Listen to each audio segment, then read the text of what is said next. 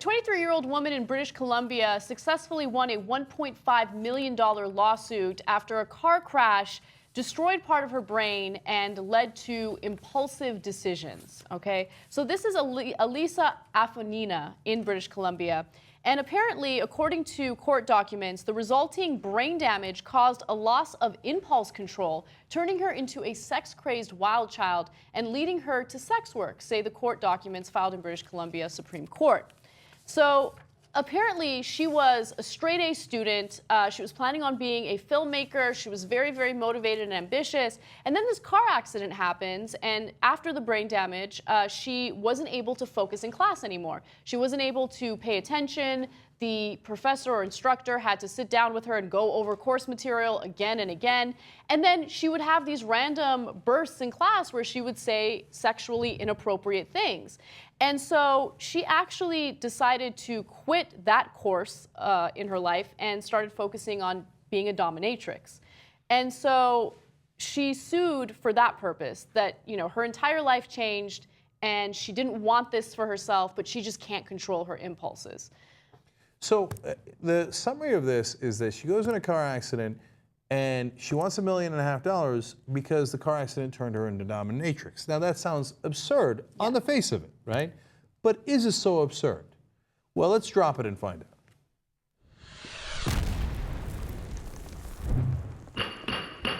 Rule in favor of her. Even though I don't think there's anything wrong with being a dominatrix, so I don't think that's the issue at hand. It's like saying, oh, I had this terrible accident, it turned me into a professor.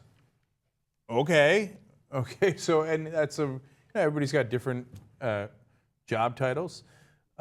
Bush even had a budget man.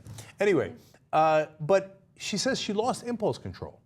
And you do see that she went from a good student to a really bad student after the crash. So that lends a lot of credence to her idea that she lost impulse control. And apparently she started talking about sex in the middle of the class from time to time. Exactly. And then she goes into that line of work. Well, she's making a pretty good case that the car crash did really dramatically affect the way that she thinks. Now, it wound up leading into a life as a dominatrix, but I don't think really that's the important issue here. The question is, did it cause brain damage or didn't it?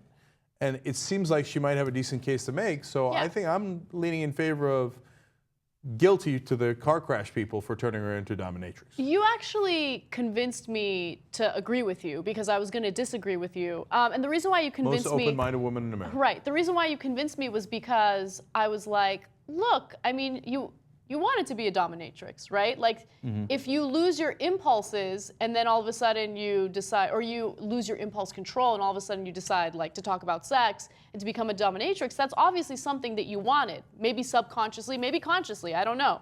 And so don't blame it on the car accident, but at the same time, losing impulse control is a disaster in other areas of your life, right? So being a dominatrix isn't the worst thing in the world, but this could have severe ramifications in other ways that we don't even know about. Well, including not doing well in school anymore. And it really is a fascinating story because it also goes to the idea of what is free choice. If it turns out there's a couple of wires that get crossed up in your brain or some chemicals in different cases, are you the same person? Do you have the same free choice that you thought you had? We don't. I think that societal expectations and judgments by other people stop us from doing things that we genuinely want to do. And if it turns out you take your impulse control away, what's the first thing you want to do? Sex, right? At least in her case, but I would imagine for a lot of cases. Justice Jackson, what say you? I mean, I guess we're assuming that they've proven that this all makes sense, right? I mean, because that's the worry, is that it'll lead to then people going, oh, yeah, me too. Yep. Yeah. I like going around and fucking, here, give me 1.5. So, I mean, it's hard. It's hard as long as that's proven. But then also, my question is, what was the cause of the accident? I mean, I don't know if that was given specifically. I'm reading another story. Do you want me to jump in with that? Yeah. Okay, so her mother's ex-boyfriend was driving her, and apparently he crashed into a ditch. They were in a Toyota Tacoma, and after the car accident, that was when she was hospitalized. She had the brain damage. I mean, I don't know whether or not the doctors confirmed it, but one of her professors did testify in court, and she said, yeah, she was my star student, and after the car accident, she was just randomly jumping in with all these weird sexual comments. That leads to like another series of issues as to who we should sue and where to get the money from. I mean, really, that dude's got $1.5 million, Exactly. and then what are you gonna do? So sue Toyota because of ditches? Are you going to sue the government because they had a ditch? Maybe you can make that case. I'd listen. I'd hear that case out. But at the same time, sometimes people do go looking for money in deep pockets. Yeah, I think a lot of people would maybe even not even consider that this could happen or they could get any kind of settlement out of this. So you get car accidents every day, and people get injured in them. I mean, hey, yeah, my knees are all rickety now, but I'm 35. I was like, oh, I used to be a great athlete. The coach didn't make me run those wind sprints that many times back in 8th and 10th grade. Maybe I could still be playing. Hey, coach, I'm suing you. You injured and destroyed my future career that I would have maybe made, but I sucked too much. I wouldn't have made it.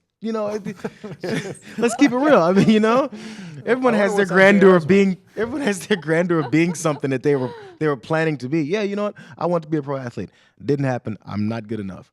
Of course. So who am I going to sue? Who I look for? I think you're good enough. See, I hear you on that, and there is definitely an irony of suing because an accident made you have too much sex.